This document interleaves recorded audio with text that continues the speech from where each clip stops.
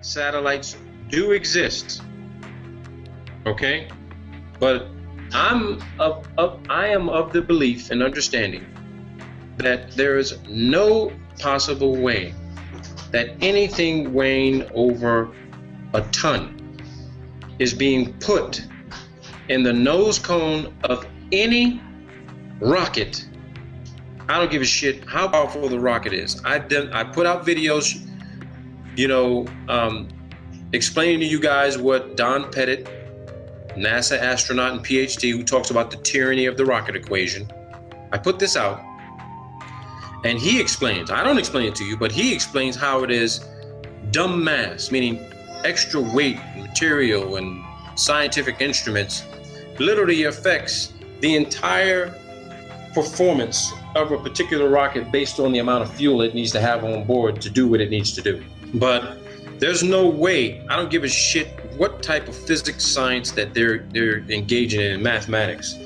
There's no way they're sending something up in the sky on a rocket that weighs over a ton and allowing it to maintain its aerodynamic stability and remain control and stay in control, where that rocket is not spinning out of control and basically exploding in the sky.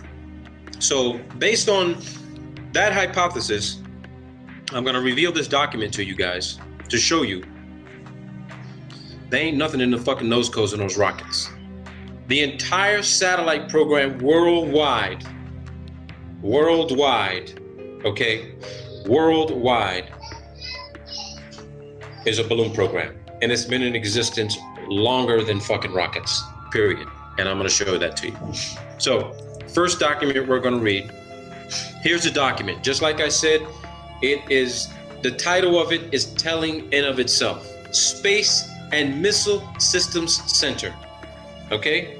Space and missile systems. Now, the term space, what does that mean? They have a general international presumption of where space begins. The U.S. Department of Defense classifies and categorizes space to begin at 80 kilometers. That's about 262,000 plus feet above the center surface of the Earth. That means the flat plane surface that we live on.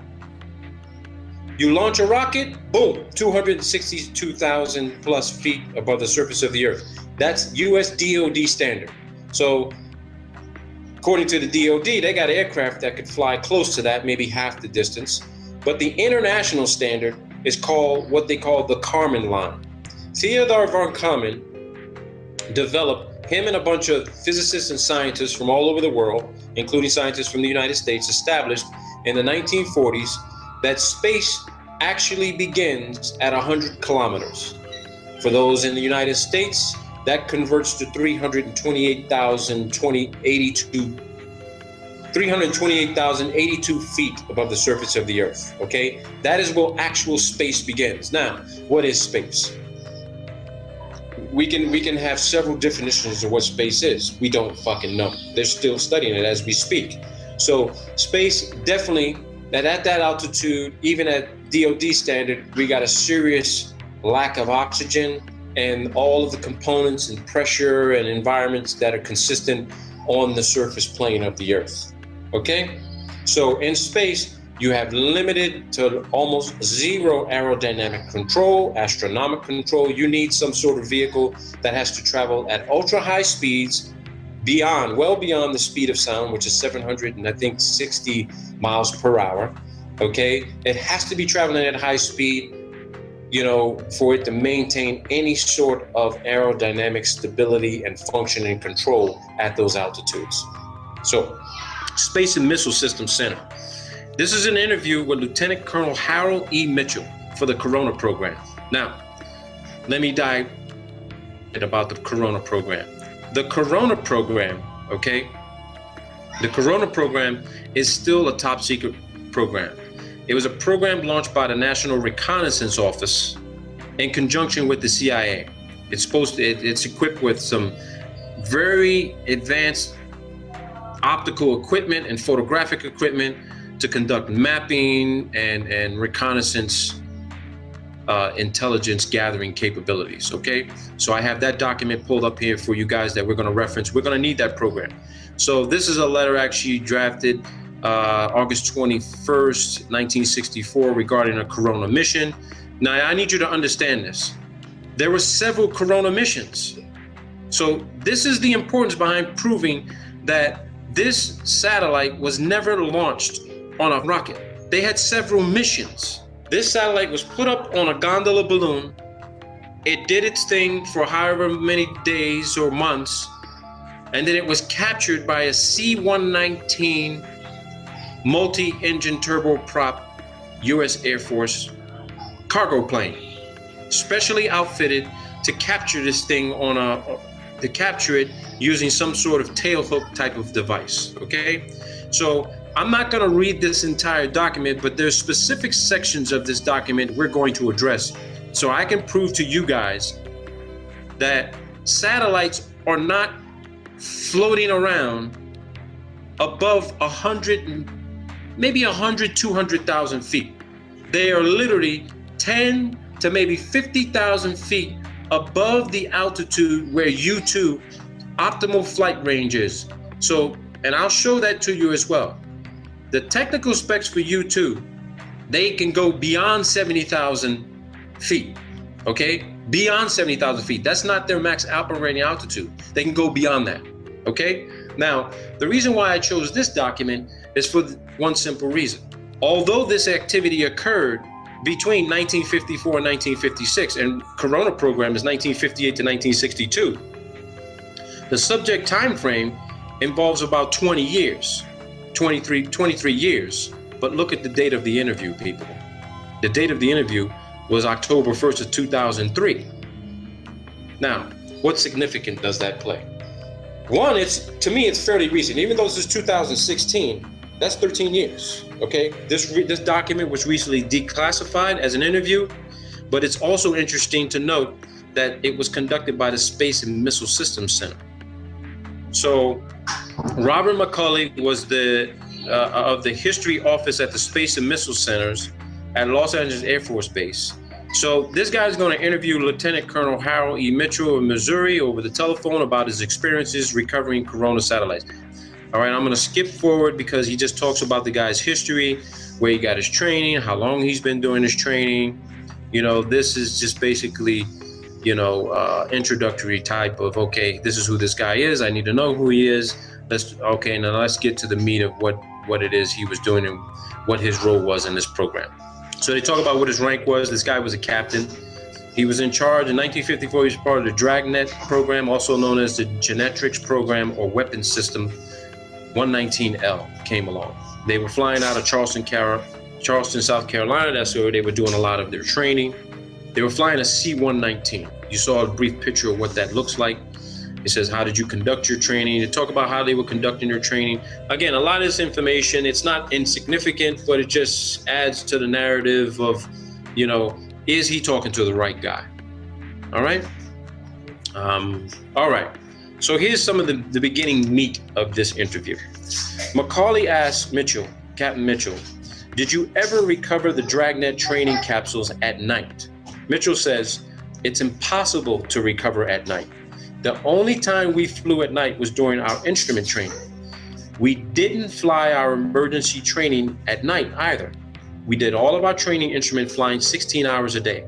We did that because time was of the essence. And if we didn't fly night missions, we'd never get all the training done to get people ready to go into the practice sessions, okay? So let's go ahead in.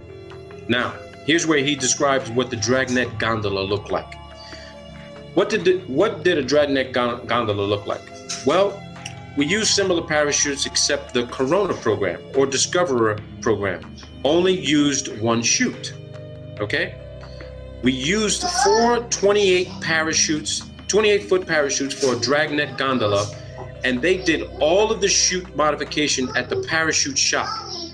They would attach 4 parachutes and these were not reinforced parachutes. They were just to lower the load, the gondola.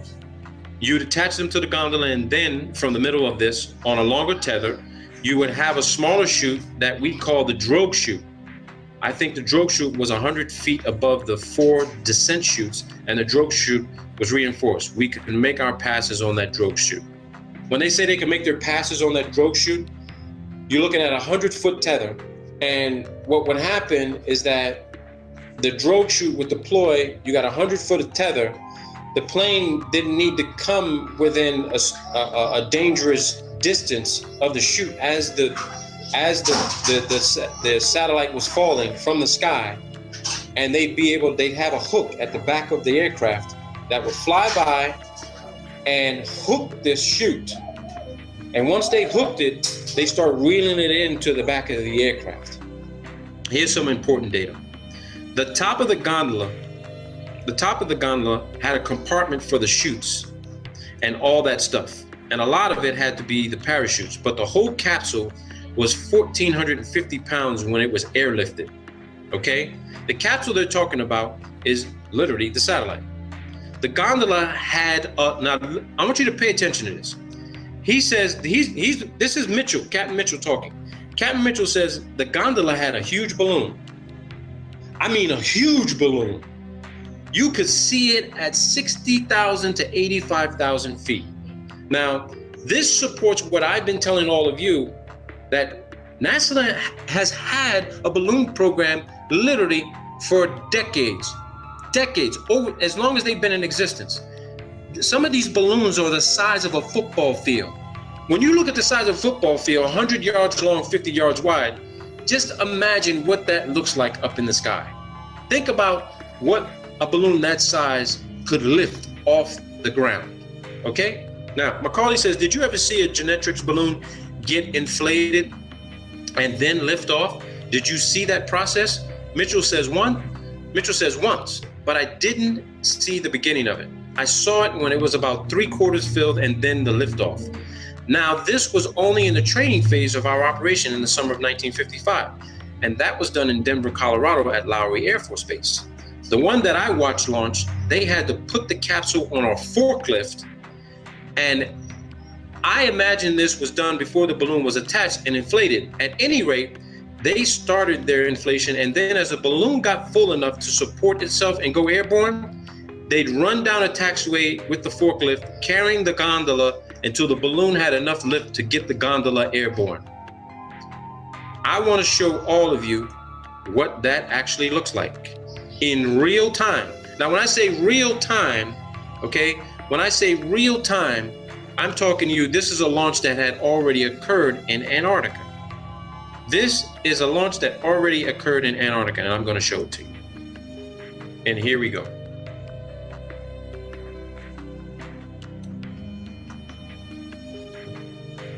I just read this to you. This balloon launch took place in Antarctica, and it's an 8,000 fucking pound telescope satellite. There goes the mountains in the background. Here's a visual description of what I just read in that document.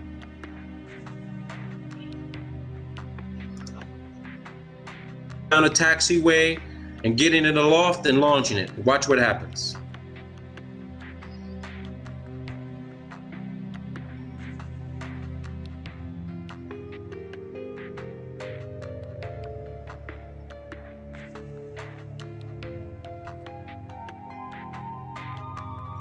If you like apples, how you like them fucking apples?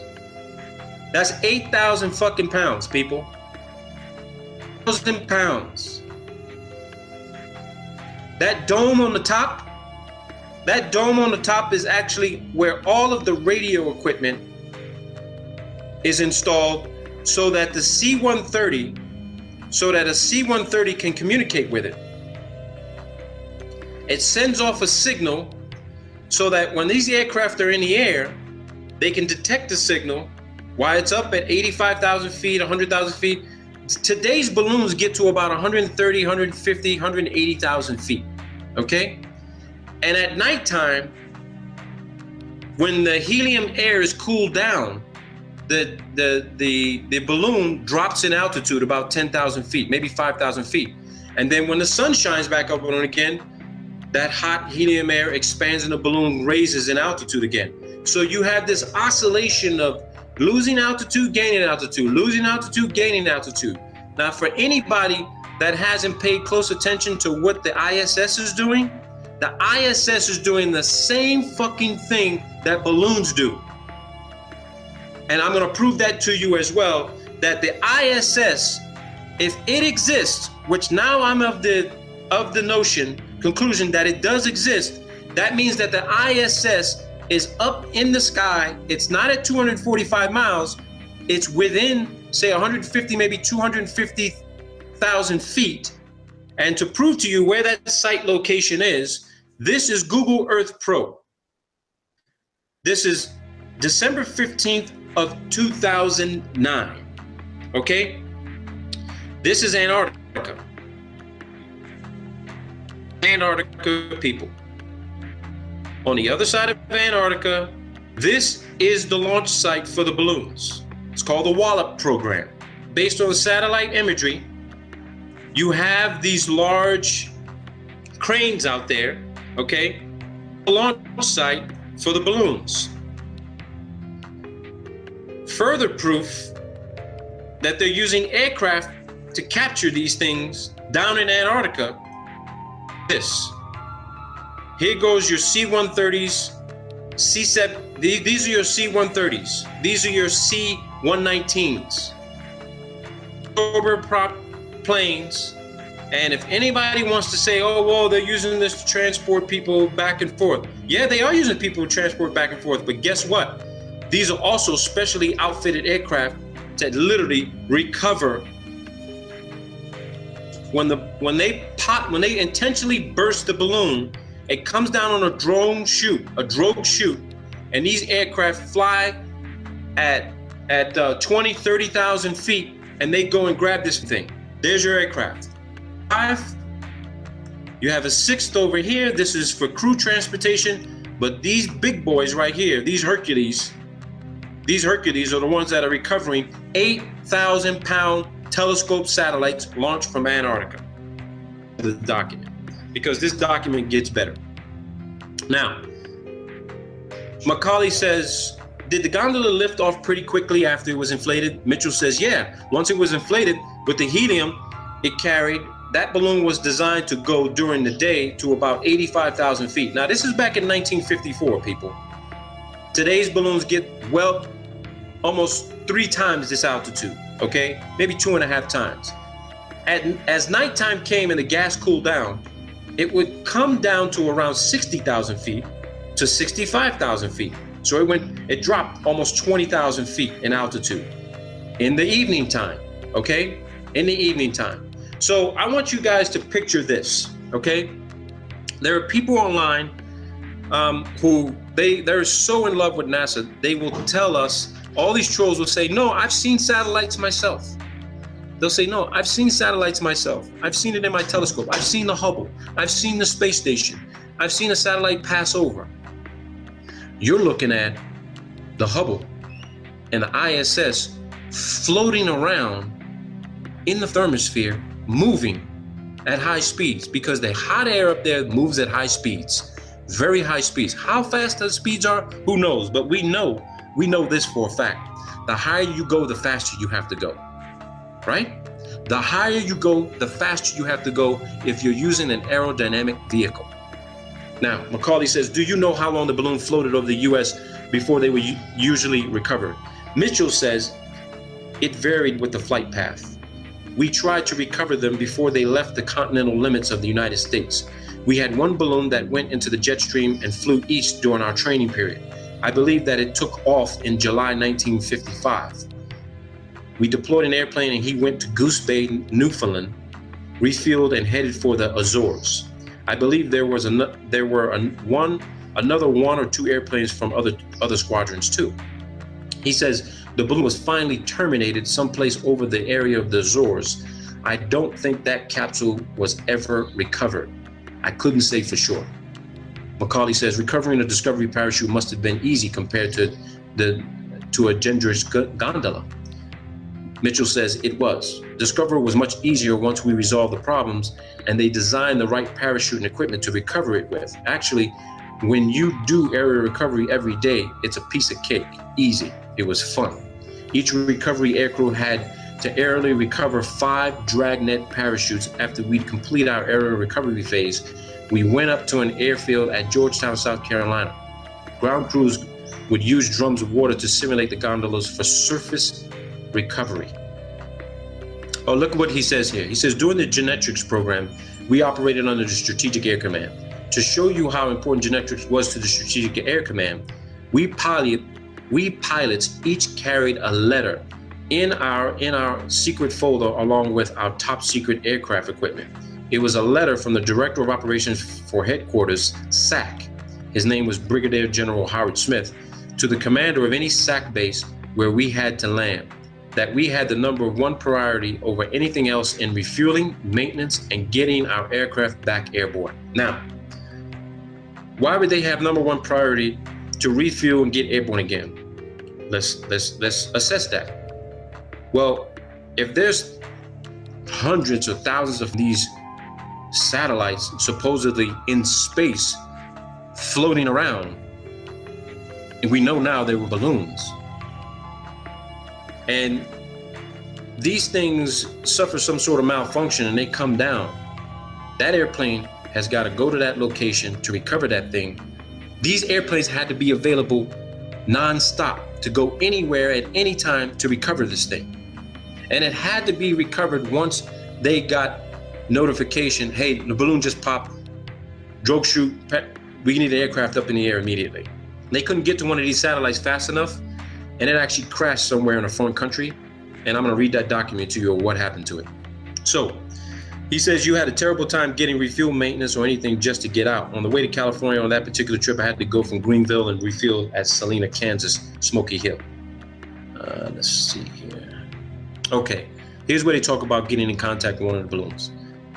I then flew into Castle Air Force Base on Friday night. The next morning, we checked into the command post. The balloon had started traveling to the west, and they were concerned about it. So they scrambled us, and we started tracking after it.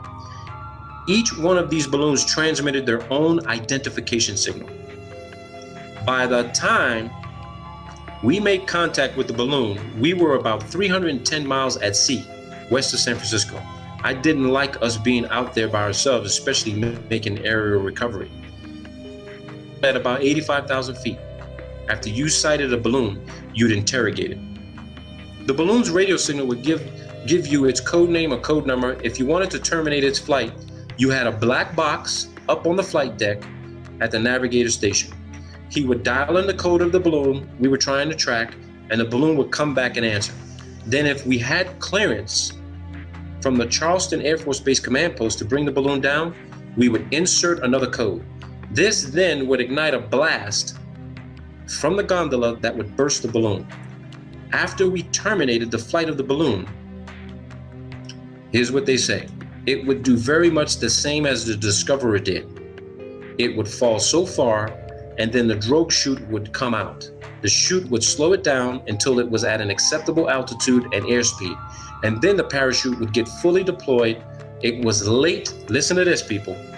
It was late in the evening when they authorized me to terminate the balloon. Macaulay says, once you recovered this gondola, what happened to it at that point? Mitchell says, we made the recovery on it, brought it back in. We were very low on fuel. I told them I was going to Castle Air Force Base to refuel. Then they deployed us to Offutt Air Force Base, Nebraska, where we delivered the capsule there. Where it gets interesting for me. Macaulay says, after you landed at Offutt Air Force Base to drop the gondola off, how did they unload it and take it away? Mitchell says, they sent people out and it was offloaded. Where they took it to and what they did with it afterwards, we didn't know. That was not our mission. Dragnet was a top secret operation, gondola and all.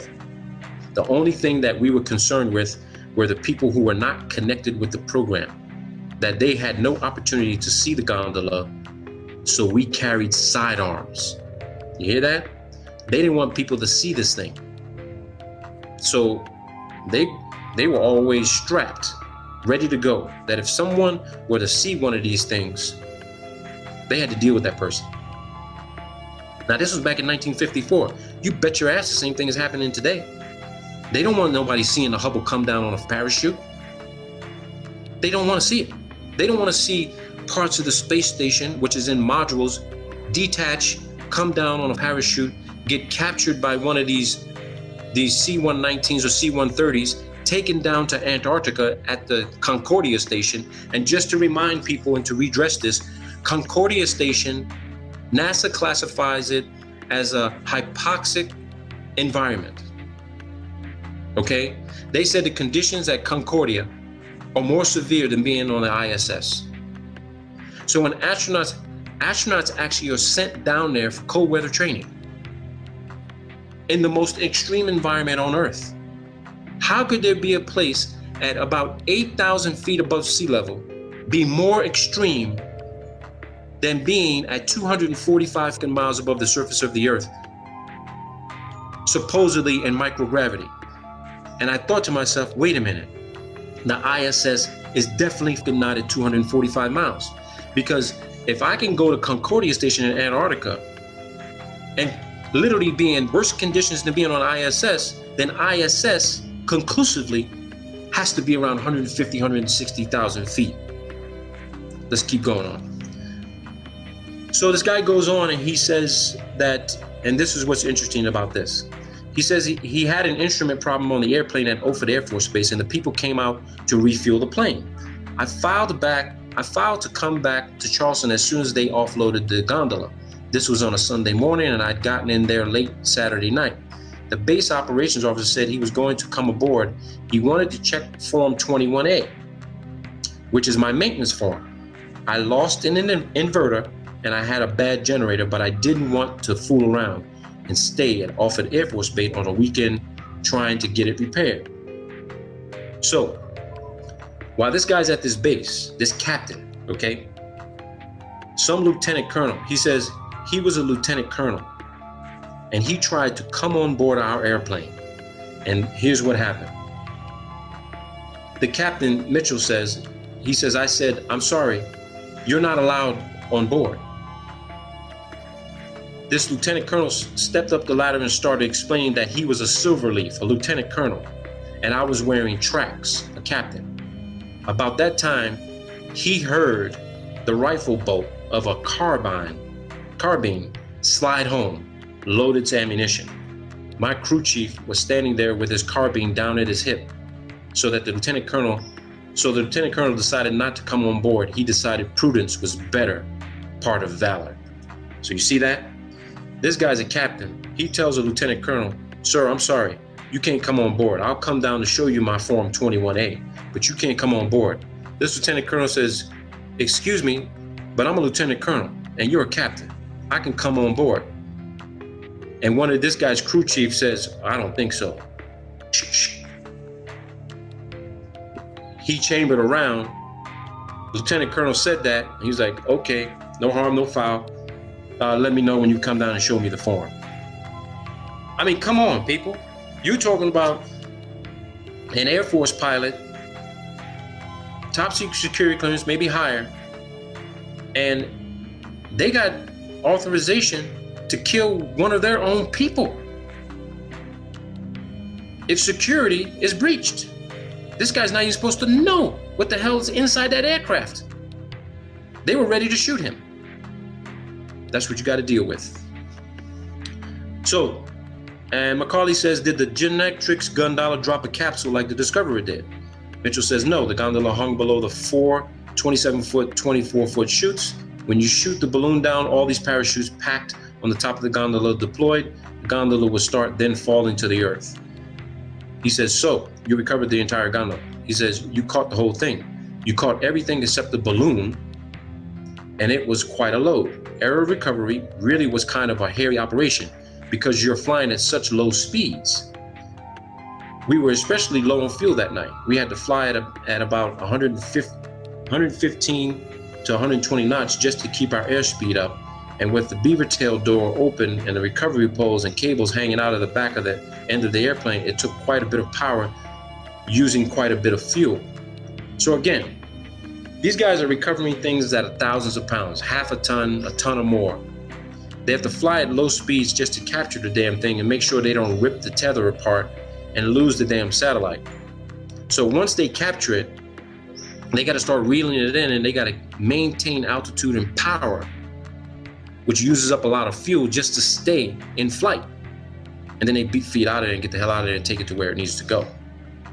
So here's some descriptions of where they actually have these aircraft launching these balloons.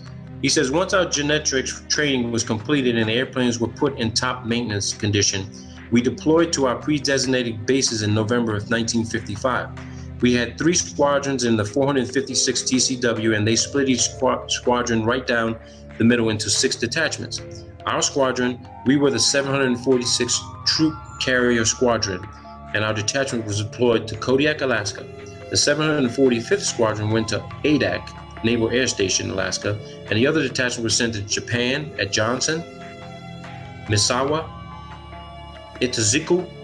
Another squadron was sent to Kadena, Okinawa. Our headquarters was at Johnson Air Force Base. They had these everywhere, people. They had them in Germany. They had them in Sweden. All right. They even had some in Russia. So let me see here. I want to take you to the part where they talk about the U-2 program, how U-2 actually replaced them. Let me see here. Okay, here we go. They said that night the winds got up to, this is when they were in Alaska, he says the winds got up to 100 miles an hour. It sandblasted the airplane, absolutely sandblasted the paint off of it. About the 1st of April, the U-2 started flying, so our missions were over about the 1st of April, 1956. Okay? I'm going to show you Lockheed's site so we can look at U-2 and do a little brief technical descriptive analysis of U-2. Macaulay says, when you were flying out there looking for gondolas, were you both visually looking for them and listening to your radios for their signals? Mitchell says, we were doing both. In Alaska, the daylight hours are pretty short in wintertime, so they would give us the codes of the balloons that were flying in our area. The navigator would continually monitor the different codes with the ADF, the Air Direction Finder radio. The balloons had ADF beacons that we could come home in on. Each balloon had its own frequency. We would sit there and the navigator would keep scanning these different frequencies that we would get for that particular mission. Now, think about this, people. You have amateur radio operators out there all around the world who says that they can track the signals from satellite communications. Now, I'm not doubting they can track satellite communication signals. But let's be clear. What we've all been led to believe what a satellite is something that is so far advanced and technically incredible that is floating around up there on its own. We see these on videos, we see this on television. Oh, look at this satellite. It's always a CGI photo or video or some sort of artist rendition of what the satellite looks like. It's a drawing. Every single video we've all ever seen, they're all CGI videos and images of satellites. They never show you the thing in real time. Why can't they show you in real time? Because it's not where they say it is. But what is up there is a real satellite, but it's not at the altitude they claim it is. It is giving off a frequency and signature. It is floating in the sky, but not unaided. You only see it at night, and when you see it, it's the moonlight or the sunlight reflecting off of this. Now I know why these satellites have to have these gold and aluminum reflective surfaces, because they are maintaining the lie, fraud, illusion. Oh, look at the satellite up in the sky. You see the sun reflect off of it? There it is. But you don't see the tether. You don't see this dark colored black balloon floating in the nighttime sky. So here's what the guy says. About how many balloons would you be looking for at one time? Mitchell says the number would depend on the balloons identified in a daily mission, frag order, fragmentary operations order. Their codes would be listed. So each one of these balloons has a frequency and a code. This guy's saying, I think it was 10,000 feet the beacons would continue to function. We thought that they went down and were in the snow in the Brooks Range or some of the other mountains up in Alaska. He says, did your unit tell you the purpose or the mission of the genetics while you were doing this? He says, yeah, we knew. The balloons were launched from Norway. Look at this, people. The balloons were launched from Norway, Denmark, West Germany, and I think some from Turkey.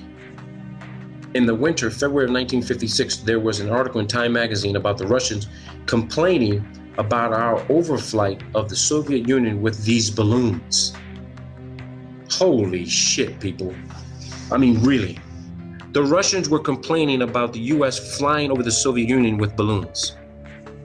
The Russians were complaining about overflights of the Soviet Union with balloons. They had any number of gondolas stacked in the Sperodonivka Palace driveway of Foreign Ministry. Molotov. It was just unbelievable. He had many of them. What they're describing here is this. The Soviets ended up capturing a shitload of these fucking balloons the US was sending up in the air. And they would literally send their aircraft up to capture them and bring them down. Now you got to think about this, people. This is absolutely mind-blowing. You're trying to tell me that we've been spending trillions of dollars for over 60 years for a satellite program they claim is going up on a rocket, and it's just a balloon you can buy from a hobby shop? Oh my God. This is incredible. An interesting fact, the airplane I flew during the Corona program had many recoveries of balloons than any airplane in the 456 wing. It was flown by Captain Slaughter Mims. And I think Slaughter recovered 3 balloons near Japan. He got more than anyone else. Slaughter had a lot of success. And he's describing the same aircraft that this guy flew. Okay? Here you go. This guy, Macaulay, says, how successful was the Genetrix program? Mitchell says, none of the pilots associated with the project was ever permitted to see any of the genetic film that was recovered. The film was stored in the vaults at Air University at Maxwell Air Force Base, the last I heard. I was at Air University Film Library in 1957, and I asked if I could see the film, but they wouldn't let me because I didn't have need to know about it. Outwardly, I understood that it was a fair success. We knew more about the Russians than we would have without Genetrix. It wasn't good enough to continue with in conjunction with the U-2. It was like the U-2 wasn't as good as Discoverer. I have a document and a study on Genetrix done by a gentleman up in Minnesota. It gives the number that was recovered. A lot of the gondolas went into the water and were never recovered. They had a saltwater plug in them that dissolved when the plug came in contact with the water and eventually sank the gondola. That's what they say. That's what they say. Now, get this. Macaulay says, did the public ever see the Genetrix gondolas and think they were UFOs? Mitchell says, I never heard of any reports of that nature, if there were any. There could have been. I don't know. You know, it's been so long since that operation, I don't recall any newspapers that might have said that they were UFOs. I know you could see the balloon. Listen what he says. He says, I know you could see the balloon very easily from the ground. It looked, here you go, people, smoking gun. It looked about like a silver dollar during the daytime because you couldn't see anything attached to it. You see this for yourself, people. He said you could see it from the ground and it looked like a silver dollar during the daytime because you couldn't see anything attached to it. So, for all those naysayers out there that claim they've seen the Hubble, they've seen the ISS, they've seen other satellites and shit floating around in the sky, think about this. That reflection that you see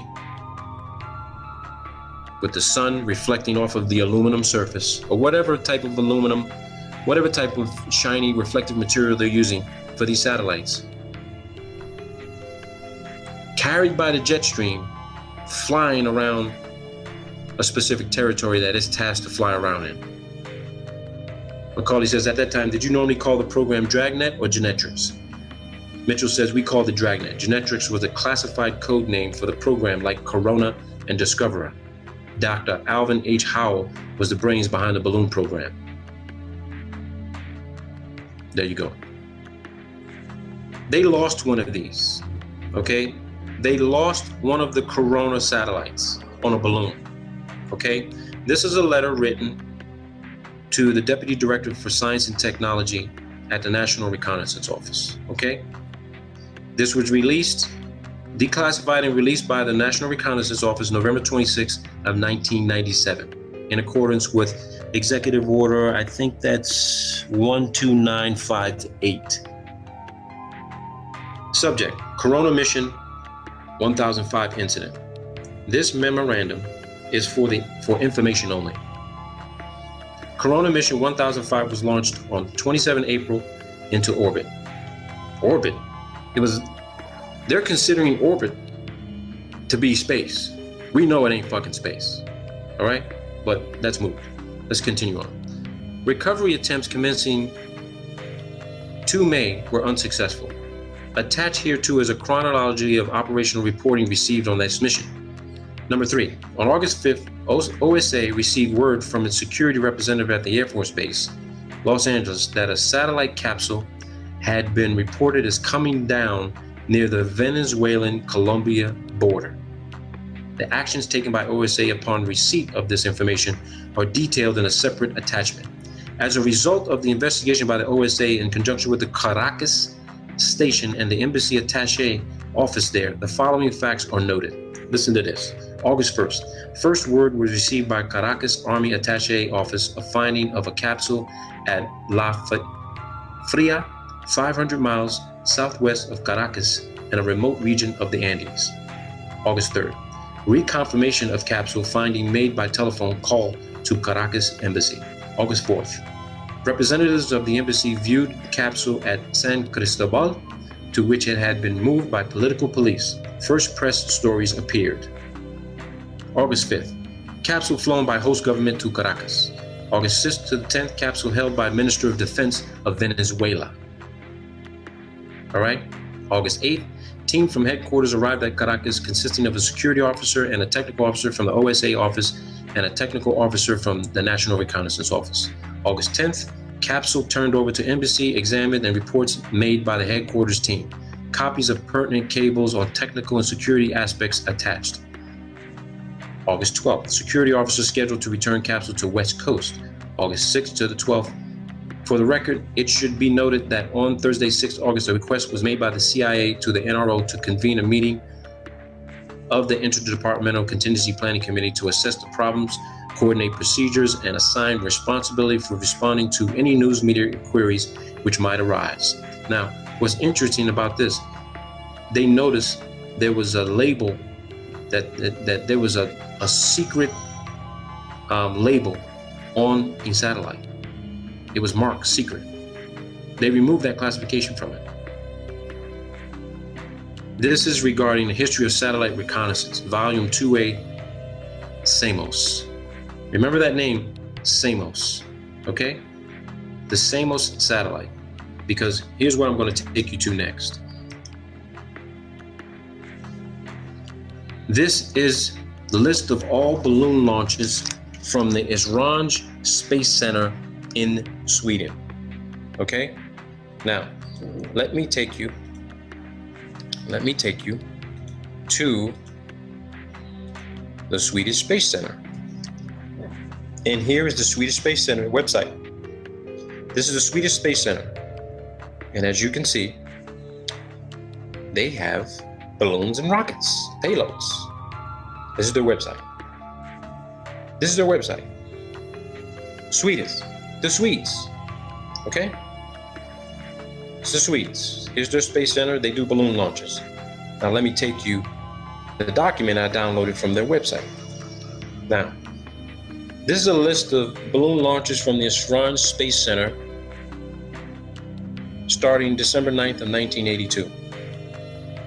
Remember that term, SAMOS? You can read these documents for yourselves. We don't need to keep going through all this stuff together. I put a lot of this shit out for you people so that you can see this. You see they talk about weather satellite program, mapping satellite program, realignment controversy, new directions in satellite reconnaissance, okay? But let me take you to this document, which is very important, from the Swedes. This is not US oriented. I got this from a foreign country, okay? So you look at some of the launches. These are balloon launches, people. These ain't rockets. It says it, list of balloon launches. There's gonna be some things here that you may see that are gonna catch your eye, all right? because I want you to look. You see the campaign, you look at the payload, all right? You got campaigns and payloads. And we're not going to go through all these codes, but you're going to see something that's going to catch your attention. All right? I'm going to keep going through this. All right? Keep going through it. You're going to see something that's going to catch your attention, that's going to blow your mind. You see this, people? What does that say? Mir. That's the Mir space module. February 24th, 1997. Here goes another one. Mir. March 17th, 1997. Mir. Okay? I want you to see these things. All right? I want you to see these things. Let me take you to another one here, because there's let me hang on. Let me see. Here we go. Two more. Mir. February 18th, February 19th, 1999. Mir. It's the Mir space module, people, on a balloon. The ISS does not exist complete the way they show it on television. Here goes another one. Mir on a balloon. What they are showing you of the space station is a computer-generated image. They are not showing you the complete module put together, flying at 17,000 miles an hour. Here you go. Look at this. Support Mir. They sent up a support balloon to resupply the Mir on a balloon. On a balloon, people. Look at this. Orion. Orion payload. Look at here.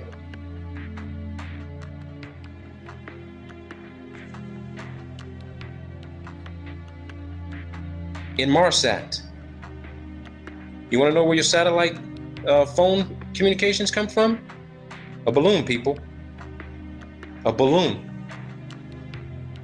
I'll supply this document to whoever wants it. Here we go. Inmarsat test. Balloon. If you were to take time to search every single one of these flights to match it up with a particular rocket launch that they claim this thing was on, I guarantee you will be able to compare it with this Swedish Esrange Space Center balloon flight list. Balloon flight list. Balloons, people. That's your program. It's always been your program. Look at this. Mir short duration. Mir VLD. You got two VLD, and look at here. More Mir. This is in 2002, people. 2002. For those in Europe, you ever heard of Enviasat? Look at Enviasat. Enviasat. These things are supposed to be testing the atmosphere for particulates and, for pollution control. Balloons, people. You can't come to any other conclusion. You don't have any other information to prove you were at the launch pad and you saw them put this thing inside the nose cone of a rocket. You didn't see it. You can work for NASA, you can work for the Germans, you can work for the Russians. You did not see what you thought you saw going into a nose cone of a capsule and with an unedited video stream and put on a launch pad and launched into the sky on a rocket. You didn't see that. Look at NASA. Why is NASA using the Swedish to launch a balloon for them? Think about that. They're everywhere, people. They're carrying out the deception, the fraud, the hoax, the scam, the bullshit. It's all here. It's all here, people. I keep saying it's not what you know, it's what you can prove. You can talk about it all day long. You can claim this is your theory, this is your hypothesis. You ain't got no documentation to fucking back it up. You just want to show some bullshit video and you're not a videographer and you don't know how to do video analysis. You got to get the documentation. And here's the documentation right here. NASA, 2011, LED, ESO, high wind. Just check these out. Because I have. NASA, 2013, Sunrise 2. Look at that. Balloon. Balloon, people. That's a complete list. It goes all the way to 2014. 2014, people. 2014. There you have it. There you have it, people. I don't know what else to tell you. I really don't know what else to tell you. Check this out. Just check this shit out. Check this shit out. Another satellite being launched from Antarctica. Check this out. You're gonna love this one. That's Antarctica, people. Remember how we saw that circular launch pad? The bulldozer is smoothing out the ice and snow. Look at this. Just wait and see. Watch this.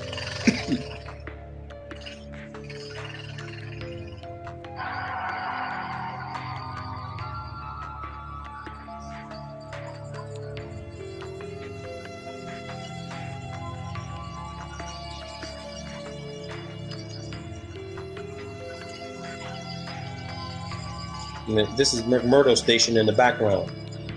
McMurdo is right back here. They have line of sight to this airstrip.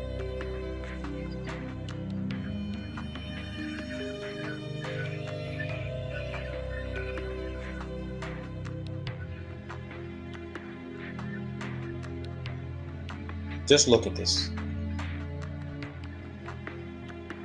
This is your billion, trillion dollar fucking satellite program. A goddamn fucking balloon. A balloon, people.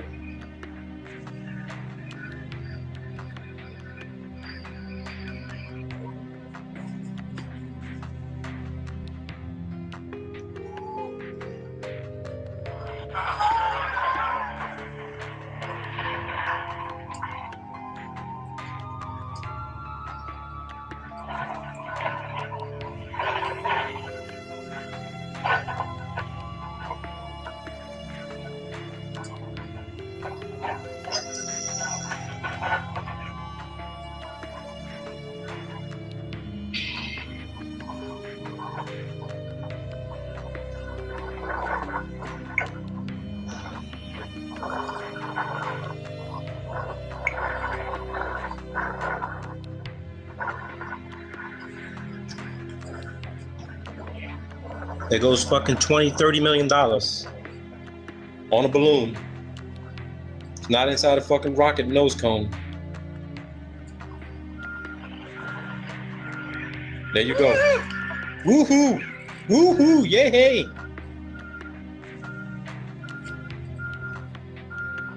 Now you want to know what NASA is spending all that fucking money for? On helium? NASA has spent a shitload of money on helium. So you got to ask yourself, what the fuck is all that helium for, right? You think, okay, maybe it's for the vacuum chamber. They're doing all kinds of testing. No, bullshit. That fucking helium is for their fucking balloon program. What else would you use fucking helium for? What would you use helium for? You use fucking helium to fucking float. It's at 18,000 feet right now. Come on, people. This common sense. This common fucking logic.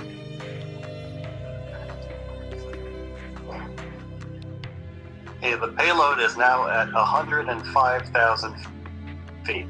Look at that. 105,000 feet. Quite well, even with the naked eye. It's nice and well inflated now. So based on the size of that balloon, now we're at about 120,000 feet. look at that. So these things got to get to at least 150, maybe 100, maybe they can get to about 180,000 feet. But at nighttime, see this fucking thing. You're not going to see it. You're not going to see the satellite. Period. So we're going to go to aircraft. Let's go to the U2 Dragon Lady. Let's go to the U2 product card. Okay, so here's your U2. I can tell you here right now, this is a new upgraded edition. They've upgraded the satellite system. So instead of, they're still using balloons, okay? They're still using balloons. But as far as military advanced communications, topography, mapping. This platform, 33 of these are stationed around the world. 33 of them. Half of them are flown unmanned. Half of these can be flown without pilots inside of them. They can fly 24 hours. They can be refueled in the air at high altitude. They've got everything on board that you would need to do the same communications on the ground. 15 of these can be flown without pilots, unmanned.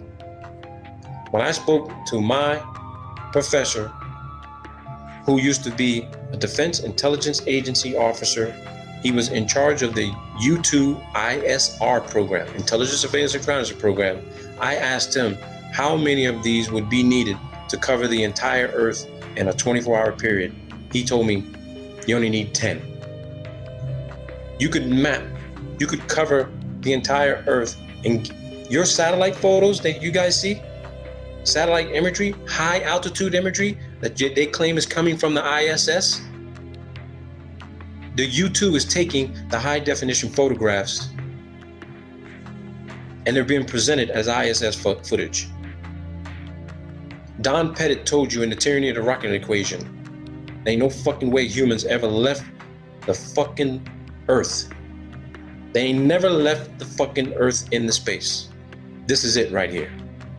Period. Period. So let's look at this document. I want to blow this up for you guys here. So let's do this. It says here, and I want to go specific to the technical capabilities. Okay? Let's do this. It says here, look at the maximum cruise speed. Actually, no, the cruise speed is 475 miles an hour. Now, that's completely contradictory to what we have learned and been told with regard to high altitude aeronautics, that the higher you go, the faster you got to go to maintain aeronautic stability and control. But it seems here that the cruising speed for the U-2S is 475 miles an hour. There's less atmosphere at altitude. But this is where people get confused when you see all the videos. It says the ceiling is above 70,000 feet.